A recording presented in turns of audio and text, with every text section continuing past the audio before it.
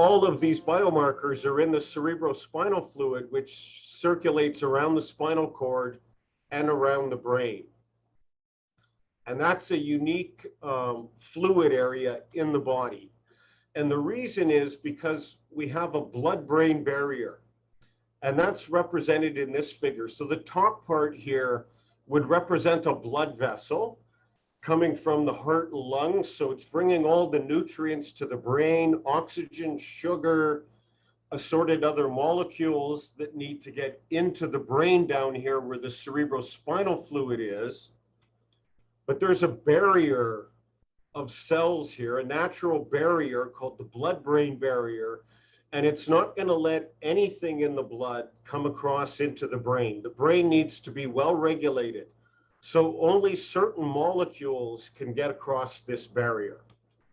And the result is that nutrients can flow one way across this barrier from the blood into the brain to nourish the brain cells, and waste material from the brain flows the other way out to the blood to be taken away.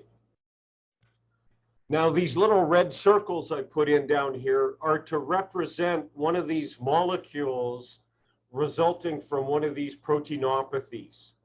Let's say this is elevated levels of tau in the cerebrospinal fluid or neurofilament light.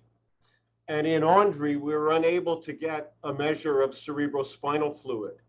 But some of these small molecules can get across this barrier and are therefore present also in the blood, unfortunately at much lower concentrations, meaning it's much harder to find them.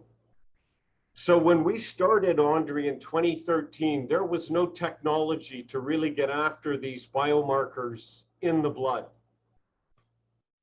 But in the last 10 years, there's been a revolution in the technologies that are present that allow us to look for tiny amounts of these small molecules in the blood. And one of these technologies is SIMOA, single molecule array.